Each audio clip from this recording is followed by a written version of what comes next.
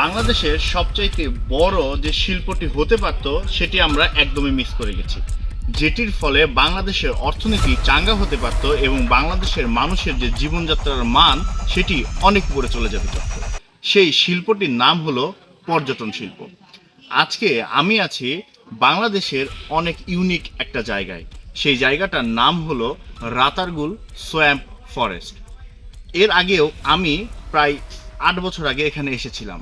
তখন এখানে যা অবস্থা ছিল সেখানকার থেকে এখনকার অবস্থা অনেক উন্নত, এবং এখানে যেভাবে সার্ভিসগুলো উন্নত করা হয়েছে, বাংলাদেশের অন্যান্য যেসব পর্যটক প্লেসগুলো আছে সেখানেও যদি সার্ভিসগুলো এভাবে উন্নত করা যায়, রাস্তাঘাটগুলো ভালো করা যায়, তাহলে বাংলাদেশের মানুষ কেন লক্ষ লক্ষ টাকা খরচ করে বিদেশে যাবে? মানুষ কেন কষ্ট করে বিদেশ যায় ঘুরে দেখার জন্য? সেটি যদি আমরা বুঝতে পারতাম তাহলে আমরা আমাদের পর্যটন শিল্পটাকে উন্নত করতে পারতাম।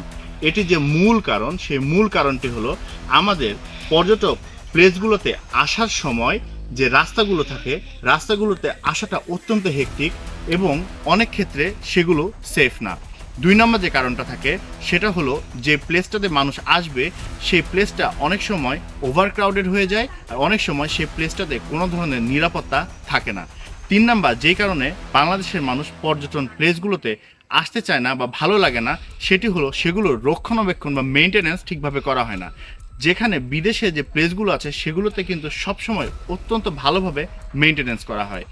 বাংলাদেশের পর্যটন শিল্প বাংলাদেশের টোটাল যে ইকোনমি সেটির 5%ও না, অথচ বাংলাদেশের মতো এত সুন্দর এত মনোরম একটা দেশের প্রত্যেকটা নদীর ধারে একটি পর্যটন প্লেস হইতে পারত, প্রত্যেকটি ঝর্ণার ধারে একটি পর্যটন প্লেস হইতে পারত, প্রত্যেকটি বন প্রত্যেকটি জায়গায় হতে পারত একটি করে পর্যটন প্লেস। কিন্তু সেটি হতে পারেনি, কারণ হচ্ছে বাংলাদেশে সঠিক ইনভেস্টমেন্ট, সঠিক প্ল্যান নেই।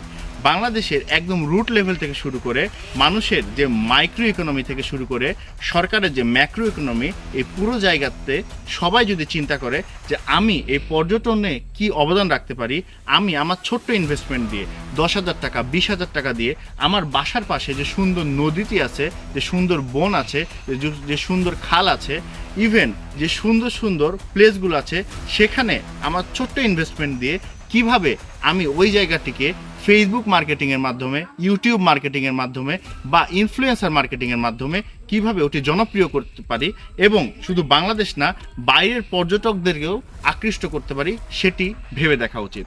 এটা যদি মাইক্রো থেকে ধরে ম্যাক্রো লেভেল পর্যন্ত সবাই চিন্তা করে, অর্থাৎ সরকারও যেমন চিন্তা করবে ঠিক তেমনি ইন্ডিভিজুয়াল লেভেলে মানুষ যদি ইভেন সমিতি করে ইনভেস্টমেন্ট করে পর্যটন প্লেসগুলো গড়ে তোলে, তাহলে আসলে এই রাতারগুলের মতো অন্যান্য বাংলাদেশে হাজার হাজার সুন্দর সুন্দর পর্যটন প্লেস গড়ে তোলা সম্ভব বলে আমি মনে করি।